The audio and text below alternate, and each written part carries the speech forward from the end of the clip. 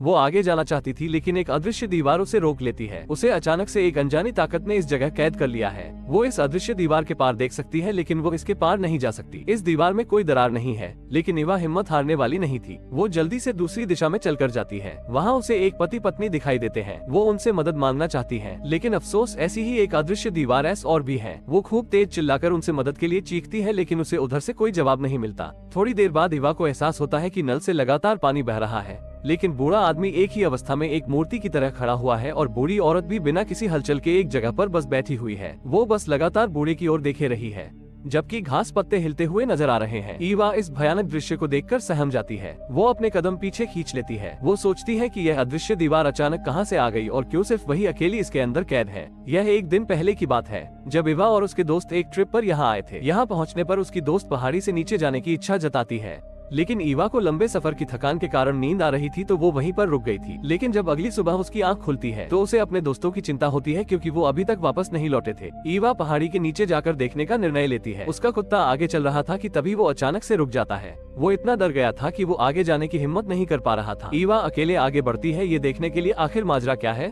वो देखती है कि उसके सामने एक कांच के जैसी एक दीवार है। ये दीवारों से आगे जाने से रोक रही है। अब वो इस अदृश्य दीवार के भीतर एक कैदी बनकर रह गई है। ईवा रोज देखने आती है दीवार गायब हुई या नहीं। आज पूरा एक महीना बीत चुका है, लेकिन उसके दोस्त अभी तक वापस नहीं आए हैं। वो कुछ लोगों और चीजों को दीवार के उस पार देख तो सकती है, लेकिन वो उस पार जा नहीं सकती। लेकिन उससे भी खतरनाक बात यह है कि ये दीवार उसे घेरते हुए पास आती जा रही है और अब वो अपने कमरे में कैद हो गई है। ये दीवार उसे दबाकर मार देना चाहती है, लेकिन तभी ईवा जागती है। ये बस एक सपना था।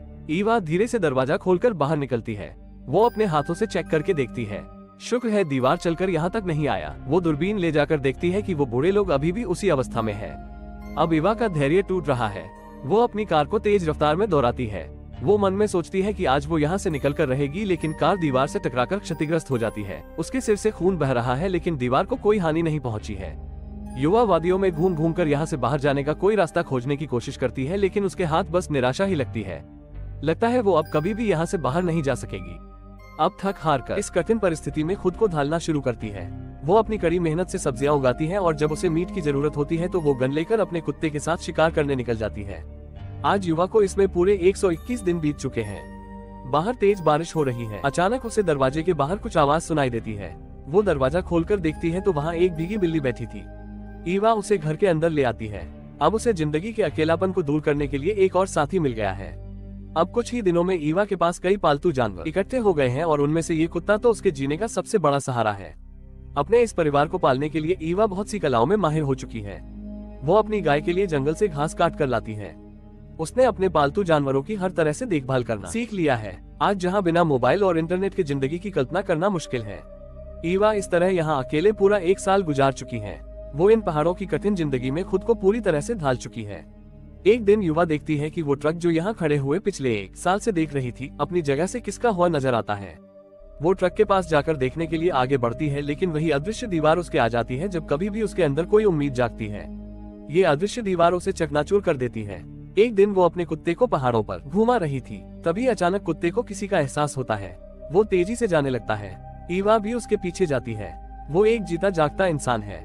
आज उसने सालों के बाद एक जिंदा इंसान को देखा है। वो आदमी इतना ज्यादा भूखा था कि वो कुत्ते को खाने के लिए मारना चाहता था। ईवा तेजी से घर की तरफ भागती है और अपने शॉटगन उठा कर लाती है, लेकिन जब तक वो अपने कुत्ते को बचाने वहाँ पहुँचती है, वो आदमी कुल्हाड़ी से कुत्ते पर वार कर देता है। ईवा बिना हिचके आदमी पर गोली चला देती है, लेकिन उसे पहुँचने में थोड़ी सी देर हो गई। उसका कुत्ता जो सालों से उसका साथ निभा रहा था, आज वो इस दुनिया में नहीं रहा। वो बहुत रोती है। वो आंसुओं के साथ अपने साथी को दफना देती है। अब वो वापस उस आदमी के पास जाती है। वो आदमी मर चुका है, लेकिन युवा को इसका कोई दुख नहीं है। उसे उस आदमी पर अभी भी गुस्सा आ रहा है जिसने उसके जान से प्यारे कुत्ते को मार डाला। वो उसकी बॉडी को पहाड़ से ले जाकर नीचे धकेल देती है। अपने कुत्ते को खोने के बाद उसने जीने की आशा भी खो दी है। वो अपनी डायरी में अपनी भावनाओं को बयां करती है, लेकिन यह आज आखिरी बार लिख रही है, क्योंकि उसकी डायरी का आखिरी पन्ना भी आज पूरा भर चुका है।